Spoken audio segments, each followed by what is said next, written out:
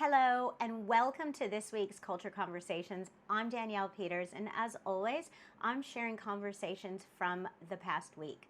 Conversations with leaders in survival mode, leaders launching beautiful culture work, and leaders standing at a crossroad, wondering what to do next. And this week really highlighted something important.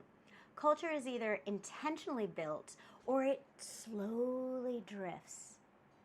Earlier this week, I was reflecting on a common challenge I'm seeing. Leaders trying to bring their teams together outside of work for a dinner, a team bonding session, some sort of activity, maybe even on the weekend. And then putting all that work into it and feeling really disappointed when people don't show up. Not because of work commitments, not because of rostering, but because it's their day off. They've got family, friends, a life, and they want to reset. And sometimes, if we're really being honest, it's because they're not feeling deeply connected to their workplace. And it's not a priority. Now, this isn't a criticism, it's data. Disengagement doesn't always show up as drama.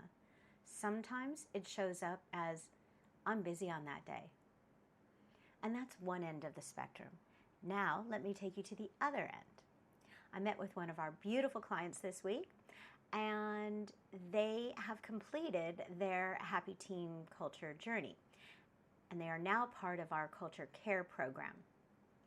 And this call really filled my cup up in a completely different way. They're about to launch their customized culture guide to their team, and not just hand it out.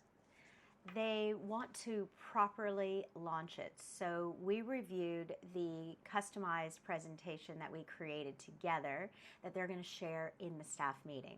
This is their words, their values, their language, their story. And they've kept it quiet from the team, building anticipation, calling it a meeting like no other. They're starting with a yarning circle, asking educators why they chose to work there, creating a tree of positives, and grounding the team with breathing and soft music. Then revealing their culture guide to the team, and they're going to give it in the bags with little cookies and just a really lovely, thoughtful, intentional presentation. It's truly aligned to their culture. We've been working closely with this client for several months to define their values, shape the behavior, design their appreciation. And then you see this come to life their own way. It's such a beautiful shared accomplishment. And that culture is now it's visible. That culture becomes their behavior, and it's not just a workshop. That's a system that's being lived. Now, in the same week, I had a conversation with an educational leader who booked a call after seeing one of our videos on Facebook. And she's new in her role and really hungry to learn. Not a decision maker, but deeply invested. Her center had lost 6 to 7 educators when a previous director left. And what she described as a beautiful culture disappeared almost overnight. And now they're in survival mode. They've got lower occupancy and recruiting constantly. A dominant personality is influencing one of the rooms, and a small group comparing everything to their old center. And what she said stayed with me. Everyone's quiet now. They keep things to themselves. It feels like we're starting over again. And that's what culture loss looks like. It's not always conflict, not always noise. Sometimes it's silence. But instead of blaming the team, she said, I want to learn, I want to grow, I want to advocate for my staff. That's leadership. It's early days, and we're hoping to bring her director into the conversation next, but when a leader reaches out proactively to ask, how do I rebuild this properly? That's always a good sign. Because culture doesn't improve by accident. It improves when someone decides it matters. And then the final conversation of the week really tied everything together nicely. They were a previous workshop client of mine from years ago. In fact, I've supported services within this particular group for 10 years. And she reached out thinking a 2-hour in-service PD might be the solution yet again. Which makes sense. That's what usually gets approved, and that's what head office understands. That's what fits neatly into a PD budget line. But when we unpacked it, it wasn't really what she wanted.